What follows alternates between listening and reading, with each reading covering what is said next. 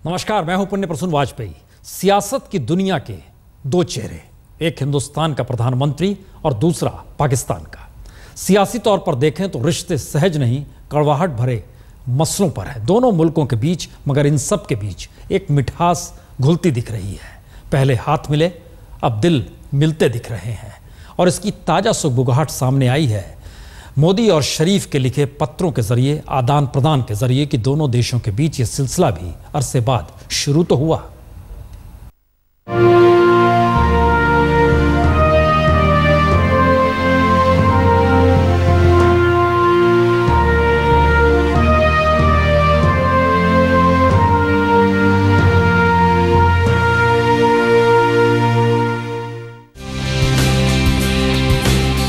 सियासत में दिल मिलने का जुमला जरा अलग किस्म से अमल होता है।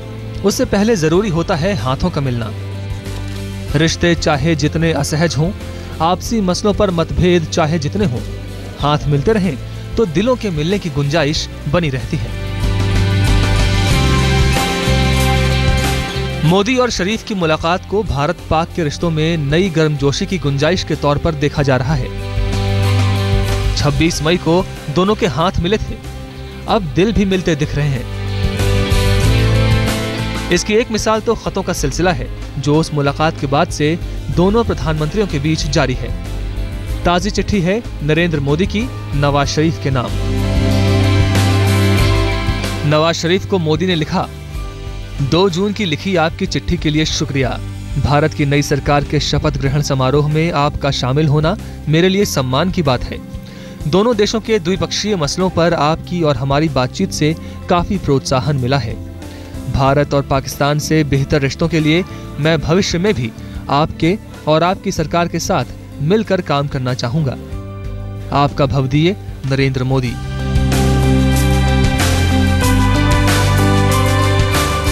नरेंद्र मोदी की तरफ से यह है तो नवाज शरीफ की चिट्ठी का जवाब, लेकिन इसके साथ सीधा संकेत भी है। अगर सरहद पार से बेहतर रिश्तों के लिए पहल होती रहे तो हिंदुस्तान भी अपने कदम पीछे नहीं खींचेगा। मोदी ने ये संकेत तब भी दिए थे जब कई दिन की कशमकश के बाद नवाज शरीफ शपथ समारोह में भारत आए थे।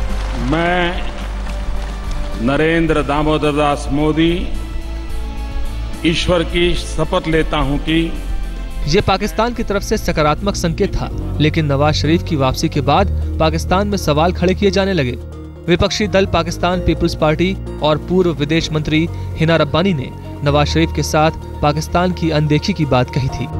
पाकिस्तान में इसको देखा गया कि उनको बुला के यहाँ पे कोई जो बातचीत हुई उसमें इंडिया ने समझे जैसा डांटा, ये कहा गया वहाँ पे, जो मेरी नज़र में शायद एक बिल्कुल सही पस मंज़र नहीं होगा या सही रीडिंग ऑफ द सिचुएशन नहीं होगी।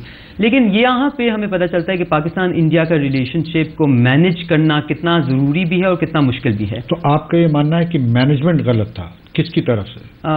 आई थिंक हमारी तरफ से मैनेजमेंट, और थोड़ा सा आपकी तरफ से जब फॉरेन सेक्रेटरी ने अपने ब्रीफिंग दी तो उसमें थोड़ा सा पाकिस्तान के लिए जो स्पेस क्रिएट करने की जरूरत थी वो शायद जरा ज्यादा क्रिएट कर देनी चाहिए।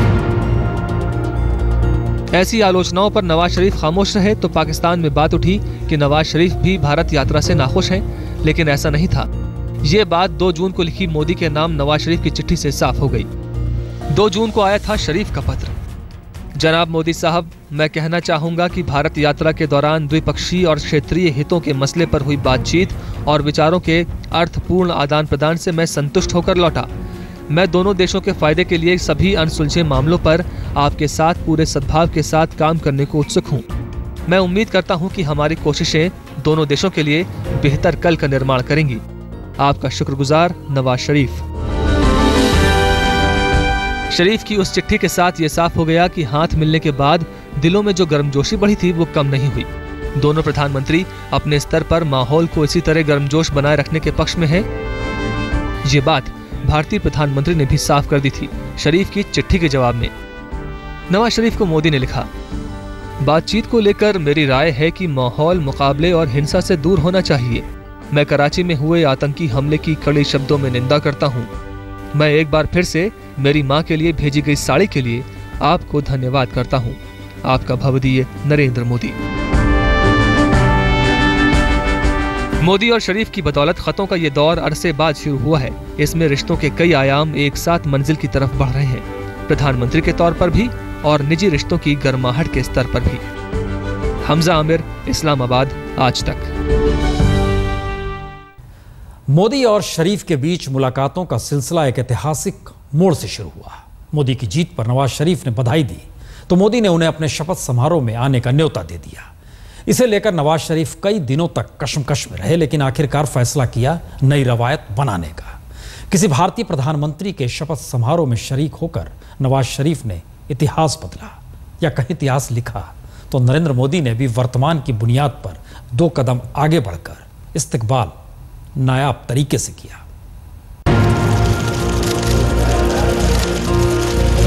सियासी मसले मसाइल एक तरफ और रिश्तों में पड़ी गांठ खोल डालने की बेचैनी दूसरी तरफ। बरसों बाद 2 पड़ोसियों ने इतनी गर्माहट से अपने अपने हाथ एक दूसरे के हवाले किए थे। ये वो लम्हा था जिसका भारत और पाकिस्तान दोनों को शिद्दत से इंतजार था। मोदी के शपथ ग्रहण में नवाज शरीफ की मौजूदगी के साथ नए रिश्तों की हवा सीधे इस्लामाबाद से दिल्ली तक पहुंची। शरीफ तो वापस लौट गए, लेकिन दोनों तरफ से यह तय हो गया कि बढ़ चुके कदम पीछे नहीं लौटेंगे और रिश्तों के नए चैप्टर का पहला पन्ना साफ शफाफ तरीके से लिख दिया गया। I had a good and constructive meeting with Prime Minister Modi this afternoon. It was held in a warm and cordial atmosphere.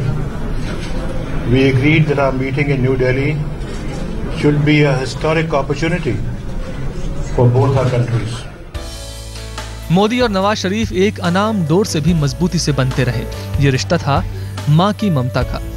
Modi और शरीफ दोनों अपनी अपनी माँ के दिल के बेहद करीब हैं, लेकिन सियासी मजबूरियों के चलते दूर भी। इसी दूरी ने मोदी शरीफ को और नजदीक कर दिया। नवाज शरीफ ने जब मोदी की माँ के लिए नए रिश्तों के धागे से बनी शानदार साड़ी भेजी तो हिंदुस्तानी दोस्त को यह तोहफा हजारों हजार शुक्रिया के साथ कबूल था। माँ हीराबेन ने साड़ी के पोर पोर को छूकर पाकिस्तानी बेटे को दिल से दुआएं दी। मोदी पहले ही उस बात का जिक्र कर चुके थे जहां उनकी माँ को मिठाई खिलाते देखकर शरीफ की माँ भावुक हो उठी थी। अब तोहफों के बहाने नए रिश्ते और नए दोस्त शक्ल अख्तियार कर रहे थे। कहने को इसे साड़ी और शॉल की डिप्लोमेसी का नाम दिया जा सकता है, लेकिन कूटनीति की शातिर चालें वक्त बेवक्त अपना दायरा भी बदलती रहती हैं। मोदी की माँ को साड़ी खूब भाई और मोदी को शरीफ की सोच और सरोकार में दम दिखा। माँ को साड़ी के तोहफे से पहले मोदी भी हिंदुस्तानी सौगात भेज चुके थे। मोदी की तरफ से भेजी गई शॉल नवाज शरीफ की बेटी मरियम के दिल को भा गई और उन्होंने इसे पूरी दुनिया के सामने दोनों मुल्कों के नए रिश्तों की गर्माहट के तौर पर पेश किया। खुद पूर्व पाकिस्तानी विदेश मंत्री हिना रब्बानी खार ने दोस्ती के सच को कबूल किया। ये मैं बताना चाहूँगी कि पाकिस्तान में भी जब तक वो यहाँ आए एक जनरल पॉजिटिव एनवायरनमेंट क्रिएट की गई और अपोजिशन पार्टीज और पाकिस्तान पीपल्स पार्टी पर्टिकुलरली जिसको मैं रिप्रेजेंट करती हूँ, हमने उनका जब उन्होंने इनविटेशन एक्सेप्ट किया उससे पहले ही कहा कि उनको ये इनविटेशन एक्सेप्ट करना चाहिए। तो हमने एक इनेबलिंग एनवायरनमेंट क्रिएट की और जब वो यहाँ आए उनका अच्छा इस्तकबाल हुआ और जो हैंडशेक हुआ उसके बाद पाकिस्तान ने एक बड़ी पॉजिटिव एनर्जी एमिनेट की। मोदी और नवाज पहले तो गले मिले, फिर खतो किताब का सिलसिला शुरू हो गया। नवाज शरीफ अब दिल से चाहते हैं कि मोदी पाकिस्तान का दौरा करें, खुद देखें कि दिल्ली से शुरू हुई दोस्ती की कोशिशें इस्लामाबाद में क्या शक्ल सूरत अख्तियार कर रही हैं। दुश्मनी की रटी रटाई सोच में रिश्तों की नई रवायत कितनी मजबूत है। आज तक ब्यूरो। मोदी और शरीफ के बीच खतों किताबात के बीच दोनों मुल्कों के रिश्तों का एक और पहलू है। वो है फौज, जिसके मोर्चे पर कोई किसी से पीछे रहना नहीं चाहता। दोस्ती की बात और मुलाकातों के बीच पाकिस्तान ने अपना रक्षा बजट इस बरस 10% बढ़ाने का फैसला किया है। तो इधर मोदी ने भी सेना प्रमुख से मिलकर सेना की तैयारियों और चुनौतियों का जायजा ले लिया, बाकायदा वार रूम प्रेजेंटेशन के साथ।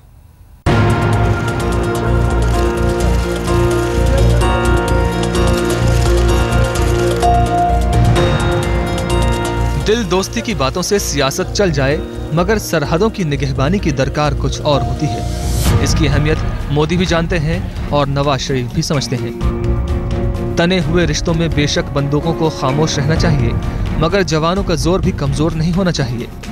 ये दोनों ही चीजें अहम हैं। लिहाजा प्रधानमंत्री नरेंद्र मोदी एक तरफ नवाज शरीफ को दोस्ती के पैगाम से भरा खत लिखते हैं और दूसरी तरफ अपने सेना प्रमुखों से बैठक करते हैं, सेना की तैयारियों और सैनिक साजो सामान की जरूरतों का जायजा लेते हैं।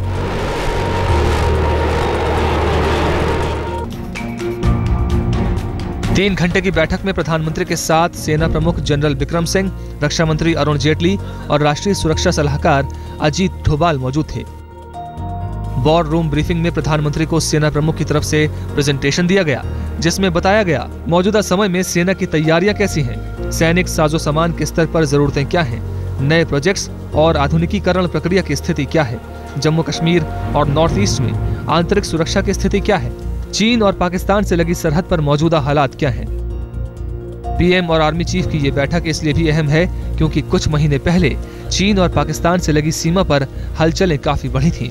एलओसी पर सीज फायर के उल्लंघन और एलएसी पर सीमा के अतिक्रमण की घटनाएं सामने आई थीं। चीन और पाकिस्तान से दोस्ताना बातचीत की पेशकश के बीच प्रधानमंत्री ने ऐसी घटनाओं के प्रति गंभीरता दिखाई है। हालांकि एक तरफ भारत और पाकिस्तान दोनों ही दोस्ती बढ़ाने का प्रयास कर रहे हैं, साड़ी डिप्लोमेसी, शॉल डिप्लोमेसी, चिट्ठी लिखने की डिप्लोमेसी भी चल रही है, लेकिन दोनों ही तरफ से अपनी सेना को यह आगाह किया गया है कि किसी भी तरह की कोताही नहीं बरती जा सकती। एक बार पहले भारत ने पाकिस्तान पर भरोसा किया और कारगिल का युद्ध हुआ। इस बार दोस्ती बढ़ाने का प्रयास है, लेकिन सेना को आदेश साफ है, पाकिस्तान की किसी भी अगर हरकत होती है तो ईंट का जवाब पत्थर से ही देना चाहिए। कैमरामैन प्रेमचंद मिश्रा के साथ गौरव सावंत, दिल्ली आज तक। मोदी और शरीफ के दिल मिलते तो दिख रहे हैं, मगर ये एलओसी पर हो क्या रहा है यह भी कम चौंकाने वाला नहीं। मोदी शरीफ की मुलाकात और दोस्ती पर बढ़ती बातचीत के बीच सीज फायर के उल्लंघन की घटना सामने आ गई। फायरिंग इस बार भी पाकिस्तान की तरफ से ही शुरू हुई।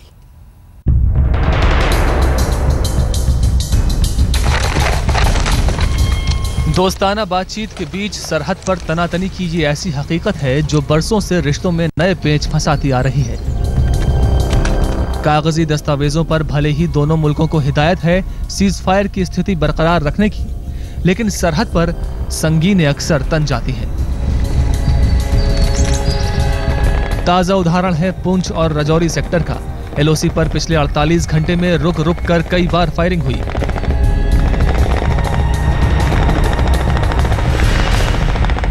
सेना के मुताबिक उल्लंघन पाकिस्तान की तरफ से हुआ। यह इत्तेफाक नहीं बल्कि जानकारों के मुताबिक सेना पर नवाज सरकार की ढीली पकड़ का सबूत है।